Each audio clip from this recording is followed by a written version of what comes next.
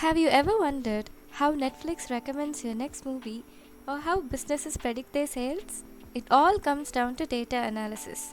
Data analysis is simply collecting, cleaning, organizing, and interpreting data to find useful insights and make smart decisions. In simple terms, it helps us answer questions like what happened, why did it even happen, or what's likely to happen next. And today, in this video, we'll be learning about the basic concepts of data analysis in the most simplest way. So when we talk about real-world examples of data analysis, we can say a business analyzing sales trends to increase profit or a hospital using data to track patient recovery rates. Now, before analyzing, we need to know what kind of data we are dealing with. So there are two main types of data: qualitative data and quantitative data. Qualitative data is nothing but the data that describes the categories or qualities. Think of it like labels, gender, country, or even a feedback like good or bad. Quantitative data is the data that you can measure with numbers like age or weight, and it's further divided into discrete data and continuous data. Discrete data is nothing but whole numbers, countable numbers, for example, number of cars you have.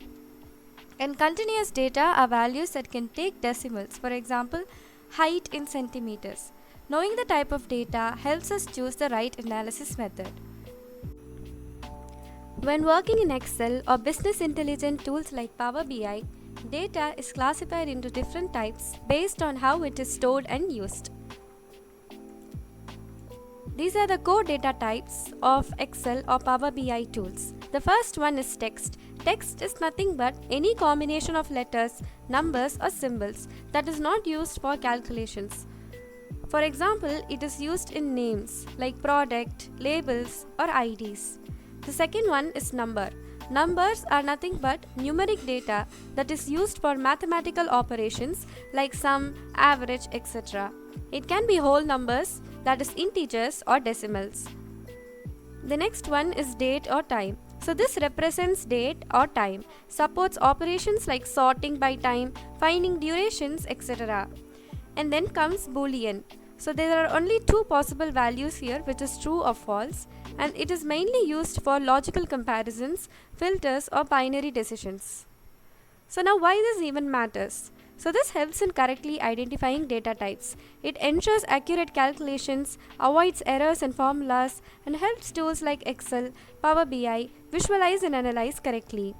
There are other data types as well. For example, currency, percentage, duration, or time intervals. So these are the main core data types of data analysis. Next, let's decode some basic statistics we'll use in every analysis.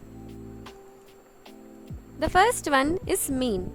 Mean is nothing but the sum of all values divided by the number of values. That is, we add up all the values and divide it by the count. For example, let's say we have 10, 20 and 30. So the count of this is 3. So we add up these three numbers and divide it by its count to get the mean. The next one is median. So median is nothing but the middle value when data is sorted. So here we can see 5, 7, 9. So this data is sorted and the median here is going to be 7, which is the middle value. And then next is the mode. Mode is nothing but the value that appears most often, or we can also call it as the most frequently occurring value. So here we have a 1, 2, 2, 3, 4. So as we can see, the most frequently occurring value here is 2. So the mode is 2. The next one is range. Range is simply the difference between the highest and the lowest value. In the given data, the highest value is 15 and the lowest value is 5. So the difference is the range, which is 10. Next comes standard deviation.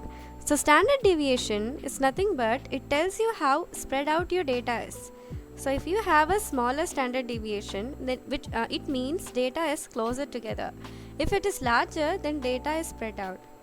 So in the example given, the first example, we have data as 10, 10, 10, and it shows that the spread, that is the standard deviation, equals 0, which means there is no spread.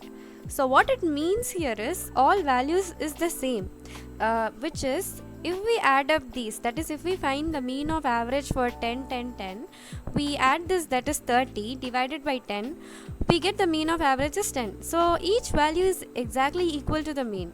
The deviations from the mean is also 0. So hence standard deviation is 0, indicating there is no spread in the data.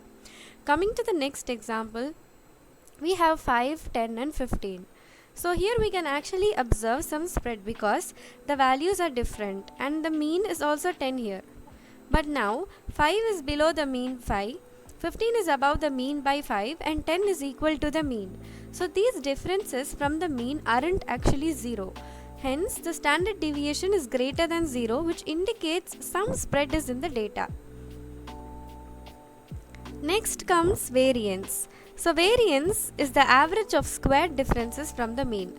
For example, we have 5 numbers here, 8, 10, 12, 14 and 16.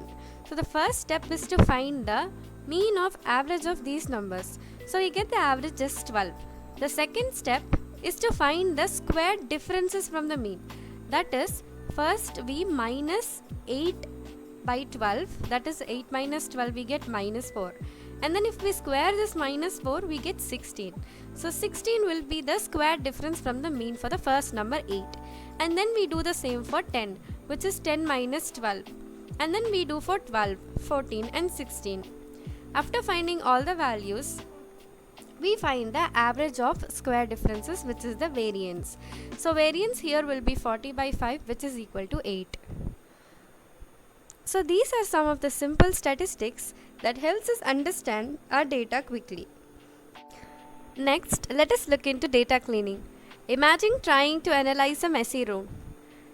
Data cleaning is like tidying up your data, removing errors, fixing inconsistencies, and filling missing values. So your analysis is accurate and reliable. Always remember to clean your data before analysis for good results. Next comes data visualization. Now let's make your data speak visually.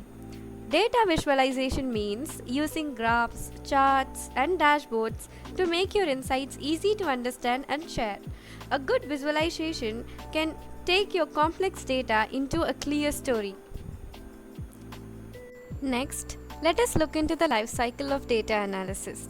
The data analysis life cycle is like a roadmap. It shows how raw data becomes useful information for smart decisions. So let us break this down into main 5 stages. The first stage is data collection. So this is where you gather raw data from different sources, for example from online surveys, databases, website logs, etc. So the goal here is to collect enough data to answer your questions. So good data collection will save our time later. The next step is data cleaning, which is pre-processing the data.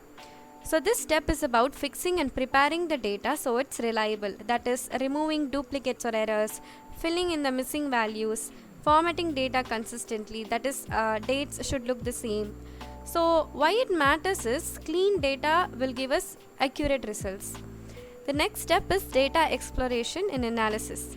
So now we analyze the data to find patterns and insights. So we use descriptive statistics, that is mean, median, mode, variance, etc. We filter and sort our data. We make simple calculations here. For example, finding sales trends or which products sell best. The next step is data visualization. So here we turn our numbers into visuals like charts, graphs and dashboards. So it helps us see patterns very clearly. It makes it easy for us to explain what we find to others. For example, pie charts, line graphs or even dashboards. The next step is interpretation and reporting. So this is the final step where we summarize our findings and share what they mean. That is, explain results in simple words, make recommendations for better decisions, and create reports or presentations. For example, telling a manager why sales dropped and what to do next. So all these 5 steps work together. We start with raw data, clean it, analyze it, visualize it, and then turn into clear actions or decisions. Let us quickly wrap up what we learned. Data analysis helps us make sense of data instead of guessing. We explore types of data like qualitative and quantitative, and descriptive statistics to analyze data easily. Data cleaning ensures our data is reliable before analysis. Data visualization helps us communicate insights clearly using graphs and dashboards. The data analysis lifecycle guides us from collecting raw data to making informed decisions. Real-world examples like e-commerce dashboard shows how data analysis helps business grow and serve customers better. Data analysis is a superpower in today's world. By learning it, you can understand patterns, solve problems, and make better decisions in any field.